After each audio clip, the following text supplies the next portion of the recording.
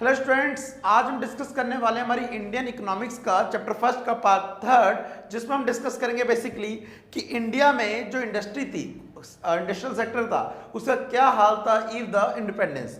तो यहाँ पर हम समझेंगे कि इंडस्ट्रियल सेक्टर में ट्रेडिशनल इंडस्ट्री कैसी थी, साथ ही डिस्कस करेंगे मॉडर्न इंडस्ट्री कैसी थी। तो चलिए शुरू करते हैं। मेरा नाम है रवि कश्यप और आप देख रहे हैं इकोनॉमिक्स की 95 प्लस सीरीज।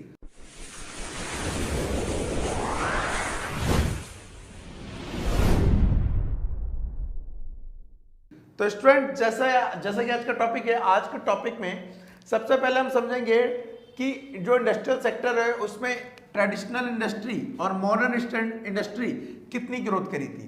तो मैं सबसे पहले आपको बताना चाहूंगा मॉडर्न इंडस्ट्री के बारे में, क्योंकि उसकी ग्रोथ थोड़ी कम थी। ठीक है, मॉडर्न इंडस्ट्री का मतलब क्या है यहाँ पर इंडस्ट्री का मतलब है जैसे कि रेलवे, यहाँ पर आ गया आपका पोर्ट हो गए, आपकी एनर्जी आ गई, आपका पावर जनरेशन आ गया। लेकिन आपको जितना मैंने बताया उतने ही सेक्टर इंडिया में उस टाइम पे फल फूल पाए थे। अगर मैं बात करूं पावर जनरेशन में तो हमारे इतनी ग्रोथ नहीं हुई थी।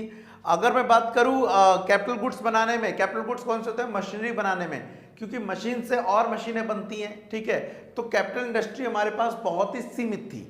कुछ एक आध कंपनियां थी जो उस टाइम पे चल रही थी, जैसे मैंने एग्जांपल लिया वहां पर टाटा आयरन स्टील का, जो कि 1907 में खुली हुई थी। अदरवाइज उसके अलावा हमारे देश में इंडस्ट्री सेक्टर बिल्कुल ही गिरा हुआ था। कौन सा वाला? मॉडर्न वाला। लेकिन वही मैं बात करूं किसकी, हैंडीक्राफ्ट की, मींस ट्रेडिशनल इंडस्ट्री जो कि है हैंडीक्राफ्ट। देखिए, ट्रेडिशनल इंडस्ट्री में भी एक दिक्कत है। दिक्कत क्या है? आपने वर्ड सुना होगा कि भारत को सोने की चिड़िया कहा जाता था। तो भारत को सोने की चिड़िया उस टाइम पे कहा जाता था जब इंडिया में बहुत ज्यादा लोग व्यापार फैल रहा था। किस चीज का? उनका हैंडीक्राफ्ट का। वर्ल्ड वाइड फेमस हुआ जा रहा था इंडिया का व्यापार हैंडीक्राफ्ट के लिए। ठीक है, तो इसलिए इंडिया को सोने की चिड़िया उस टाइम पे कहा जाने लगा, क्योंकि वो सबसे संपन्न देश बन गया था उस टाइम पे। ठीक है, इसका मतलब ये नहीं था कि इंडिया में सोना बहुत था। लेकिन हुआ क्या, अंग्रेजों के आने के बाद, या अंग्रेजों ने अपने पूरे 100-150 साल जो भी राज किया, उसमें इंडिया की हैंडीक्राफ्ट इंडस्ट्री को पूरी तरह से बर्बाद कर दिया, जिसकी वजह से इंडिया का जो हैंडीक्राफ्ट सिस्टम था वो पूरा खराब हो गया। तो इन शॉर्ट कहूं मैं तो ना तो ट्रेडिशनल इंडस्ट्री सही से चल रही थी और मॉडर्न तो वैसे ही बेकार थी। तो अंग्रेजों के टाइम पे बहुत बुरी हालत थी हमारी कौन सी इंडस्ट्री की? इंडस्ट्रियल सेक्टर की। तो अभी हम बात करते हैं कि अंग्रेजों ने कैसे हमारे हैंडीक्राफ्ट को बंद कर दिया, बेकार कर दिया। देखिए, सबसे पहले आ रहा है डिस्क्रिमिनेटरी टैरिफ पॉलिसी।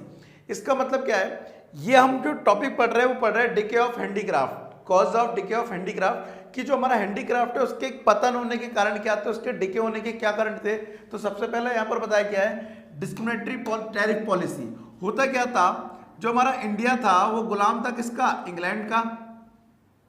तो वो यहां से रॉ मटेरियल लेके जाते थे। क्या लेके जाते थे? Raw material.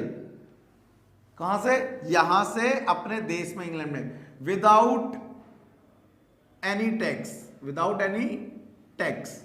और इंग्लैंड वहां से माल बना बनाया रेडीमेड गुड्स लेके आता था। कहां पर? इंडिया पर। ठीक है, मतलब यहां पे क्या करे? एक्सपोर्ट करवाए, वो भी विदाउट एनी टैक्स। और यहां पे क्या करे? इंपोर्ट करा विदाउट एनी टैक्स। कौन सा माल? इंग्लैंड का।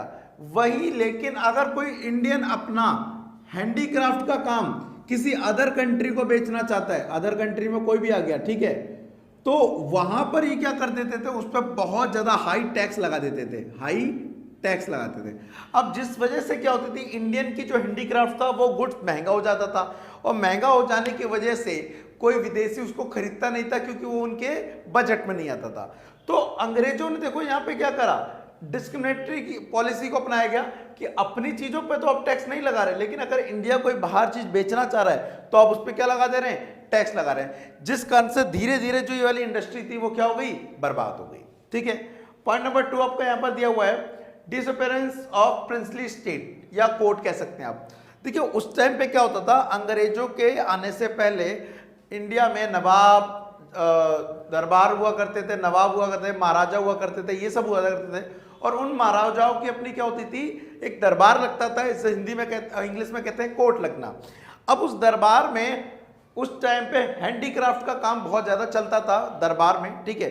और उनके दरबार में इस हैंडीक्राफ्ट को यूज होने के बाद उनका देश विदेशों में खूब ज़्यादा नाम फैल गया था। किसका? हैंडीक्राफ्ट काम का, क्योंकि वो उनके कोर्ट में यूज किए जाते थे, वहां पे शो किए जाते थे। लेकिन हुआ क्या, जैसे ही अंग्रेज आए, अंग्रेजों के आने से पहले तो ये चल रहा था, लेकिन अंग्रेजों के आते ही ये कोर्ट क्या हो गए? बंद हो गए। तो जैसा मैंने आपको बताया कि यहाँ पर बहुत सारे राजा महाराजा रहा करते थे इंडिया में, चाहे फिर आप वहाँ पर मुगल शासक को ले लीजिए, जहांगीर, शाहजहां, अकबर या महाराणा प्रताप, या जो भी आपने जितने भी नवाबों या राजाओं के बारे में सुना होगा, उनकी अपनी क्या होती थी? प्रिंसली कोर्ट होती थी, जिसकी वजह से हैंडीक्राफ्ट काम बहुत चलता था। लेकिन अंग्रेजों के आने के बाद ये बिल्कुल क्या हो गए? बंद हो गए। और बंद होने की वजह से यहाँ पे हाथ का काम भी बंद हो गया। Next point is competition with the machine made product. देखिए एक और प्रॉब्लम क्या हुई, जब अंग्रेजों ने हमें अपना गुलाम बनाया तो वो अपने देश में बना हुआ माल, जो कैसे बना हुआ है? मशीन से बना हुआ है, वो कहाँ लेके आते थे? इंडिया लेके आते थे। और इंडिया में पहले काम कौन सा चलता था? हैंडीक्राफ्ट का। और अब कौन सा आ गया? मशीन वाला। तो जनरली लोगों को क्या हुआ, मशीन वाले प्रोडक्ट ज़्यादा पसंद आने लगे, क्योंकि वो कम कॉस्ट पे बनते थे, तो उनके प्राइस भी क्या होते थे? कम होते थे, उनके डिज़ाइन बहुत अच्छे होते थे, और कई सारी फीचर्स में वो हैंडीक्राफ्ट से आगे निकल गया। तो जब हैंडीक्राफ्ट की मशीन मेड प्रोडक्ट से कंपटीशन हुआ, तो मशीन मेड प्रोडक्ट ने बहुत किफ़ायती तरीके से लोगों को वो चीज़ सेल हो पाई, जिस वजह से लोगों ने मशीन मेड प्रोडक्ट को ज़्यादा पसंद किया बजाय किसके? हैंडीक्राफ्ट के। तो इस वजह से भी, इस कंपटीशन की वजह से भी हैंडीक्राफ्ट जहां जहां चल रहा था वो भी क्या हो गया? बंद हो गया। उसके बाद नेक्स्ट पॉइंट है न्यू पैटर्न ऑफ डिमांड। देखिए अंग्रेजों के आने से, अंग्रेज या कह लीजिए जो अमेरिका है, जो इंग्लैंड है, वो हमारे वेस्ट में पड़ता है, ठीक है, तो हम इन्हें कहते हैं western country. In western country का जो लाइफस्टाइल था वो हमसे थोड़ा एडवांस था, तो यहाँ के लोगों ने, इंडियन लोगों ने वेस्टर्न कंट्री को क्या करा? अपनाया, वहाँ के लाइफस्टाइल को अपनाया। तो जो वहाँ का लाइफस्टाइल था वो हैंडीक्राफ्ट बेस्ड नहीं था, वो कौन सा बेस्ड था? मशीन बेस्ड था। तो वहाँ पर नए नए लाइफस्टाइल को अडॉप्ट करने की वजह से इंडियन लोग की नई डिमांड सामने आई, जो नई डिमांड हैंडीक्राफ्ट से पूरी नहीं हो सकती थी। तो नई डिमांड आने की वजह से पुरानी डिमांड खत्म हो गई। पुरानी डिमांड खत्म होने का मतलब है हैंडीक्राफ्ट खत्म हो गया। उम्मीद करता हूं स्टूडेंट आपको ये लेक्चर समझ आ रहा होगा।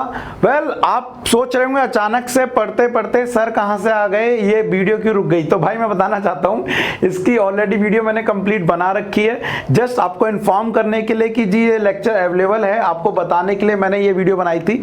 तो अगर आपकी इसकी वीडियो डिटेल चाहिए, विच मीन्स पूरी वीडियो चाहिए, फुल वीडियो का लिंक डिस्क्रिप्शन में दिया हुआ, जाके क्लिक कर लो। प्लस वहां पर आपको इसकी प्लेलिस्ट का लिंक भी मिल जाएगा। प्लेलिस्ट मतलब जहां पर आपको सारी वीडियो क्या होंगी? अवेलेबल होंगी।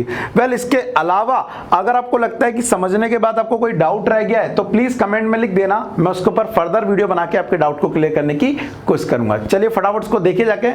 मैं मिलता हूं आपसे नेक्स्ट क्लास में, तब तक के लिए thank you, tata, bye bye.